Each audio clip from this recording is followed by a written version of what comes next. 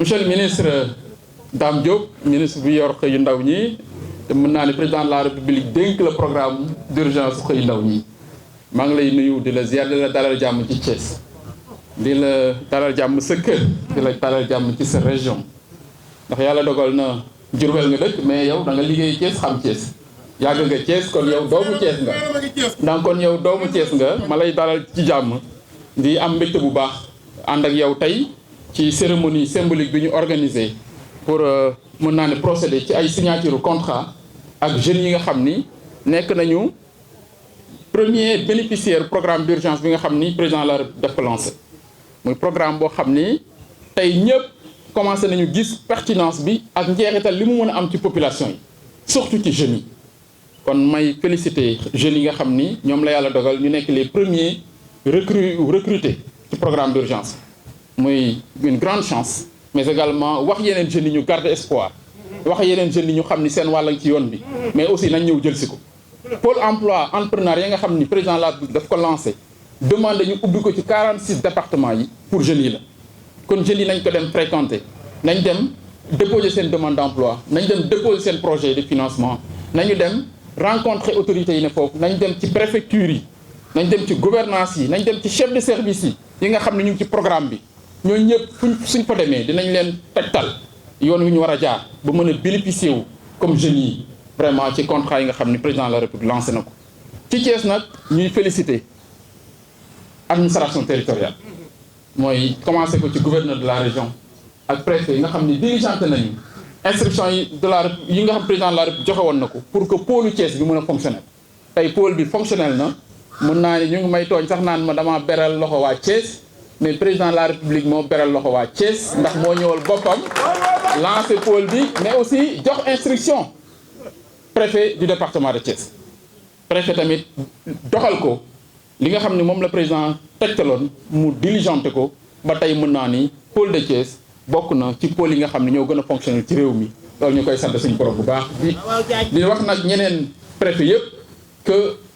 dispositif bi ñu teg en place à Thiès loolu la ñuy teg fépp ci région yëpp ci département yëpp ñu ngi ciy liggéey ak waa ADIE mais aussi ñeneen ñi nga xam ne ñëpp ay parties prenantes lañu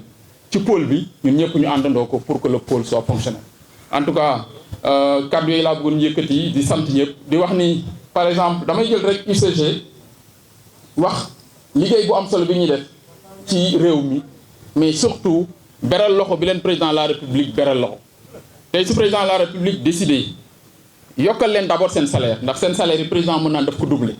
te yéen ñi soog a ñëw am ngeen chance bu rëy ndax président fekk ngeen mu doubler salaire yi nga xam ne presque waa UCG ñu ngi ko doon fayee. beneen bi président de la république jël mën naa ni plus de 10 000 emplois daal di da koy yokk pour waa UCG muy performance bu yaatu bu am solo UCG liggéeyam man dama ci xam dara ndax yàlla dogal na nekkoon naa maire Thiès 2009 ba 2014 mais stress bi maire yi di dund ci Sénégal li ci ëpp mooy indi mbiru set gi mbiru propreté ak hygiène moom la maire yëpp di dund ci àdduna ci Sénégal dama doon tooñ waa gouvernement bi à l'époque man leen da ngeen a beral loxo Dakar ndax Dakar day am 1 milliard par mois Dakar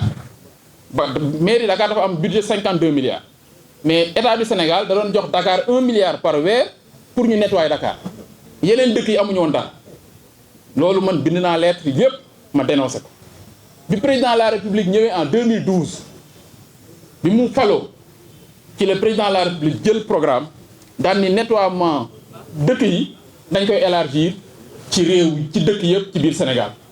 kon li nga engagement bi nga xam ne président la jël na ko accompagner les communes liggéey pour que Sénégal ñu am dëkk bu set réew mu set réew moo xam dafa am hygiène publique cadre de vie bu baax président de la République mu ngi ko jël depuis 2012 kon lii dafa ñëw rek pour renforcer ko kon man mën naa témoigner que engagement bi nga xam ni président de la République jël na ko ci domaine hygiène publique vraiment ak cadre de vie pour que nit ñi sénégalais yi nekk ci dëkk bu set muy préoccupation boo xam ni mën naa ni tey mën naa ni réglé na c'est pourquoi may féliciter waa UCG ci liggéey bu am solo bi nga xam ne ñu ngi koy def ñu ko doon def démb avant tey mais tey président li mu def yokkal leen seen budget yokkal leen salaire yi mais également daan na ñu mettre leen dans d'excellentes conditions ci ay tenues ci ay habillement ci cadre bu daal bu baax ak salaire yi mu yokk ko presque mën naa ne mu doubler ko donc engagement bu fort la bu président de la République war nañ ko saluer bu baax kon yéen une grande chance ngeen am ñi nga xam ne yéenay bénéficié wu. en tout cas loolu laa ci bëggoon wax rek di féliciter encore sama collègue Dame Diop ci taxawaayam ci li nga xam ni président de la République dénk na ko muy mettre en œuvre programme d'urgence bi nga xam ni mën naa ni bokk na ci programme yi gën a am solo yu président de la République di dérouler mais mu jël ko avec xol jël ko avec générosité avec disponibilité mais également avec loyauté ma lay féliciter monsieur le ministre di la renouveler suñu disponibilité ñun au niveau du ministère de l'économie numérique et des télécommunications pour que liñ ci président dénk muy ñu mettre en place pôle emploi yi au niveau des 46 départements loolu mën a yemb pour que nga mën a dérouler sa programme si jàmm may sant ñëpp di gërëm asalaamaaleykum wa rahmatulah. dajale tey sama collègue Yankhoba Diattara ministre en charge de l'économie numérique maa ngi lay nuyu di la ziar di la sant bu baax a baax dinaa ci ñëwaat léegi. di nuyu monsieur le gouverneur messieurs les préfets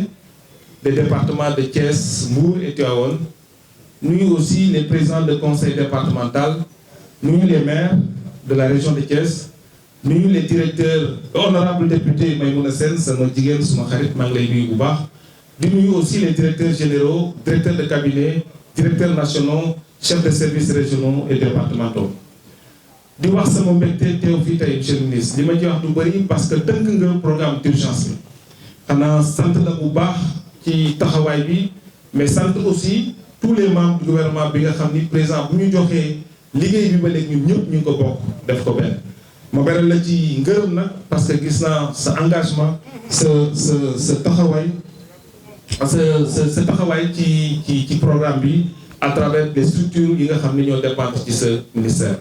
ma bëggoon profiter aussi ci occasion bi parce que programme lii ñu def nii def nañ ko démb barki démb ci Louga def ko démb ci Saint-Louis tey def ko Thiès fan yi di ñëw dinañ dem ci yeneen région yëpp incha allah mais ma bëggoon profiter ci occasion bi pour féliciter remercier vraiment tous les collègues ministres ñi nga xam ni ñëwuñu bëggoon nañ ñëw mais seen staff yëpp ñu ngi fii seen directeur de cabinet seen directeur seen chef de projet yi pour accompagner ñu wax naa ko léegi monsieur le ministre Yankhoba Diattara wax aussi le ministre en charge de l'environnement, le ministre en charge du cadre de vie, le ministre en charge de la jeunesse, le ministre en charge du tourisme suñu xarit Alioune Sarr dëkk fii waroon fi nekk ak ñun le ministre aussi du sport et le ministre de la santé ñooñu nga xam ni ñooy ministère utilisateur yi nga xam ni ndaw ñi la ñu recruter. monsieur le maire maa ngi lay sant parce que wax nga ko que bi ñuy def recrutement yi fii ci Thiès yow élu nga su la neexoon ni ñu doon gis pratique yu njëkk yi nga ñëw ne man am naa ci quota président am amul quota.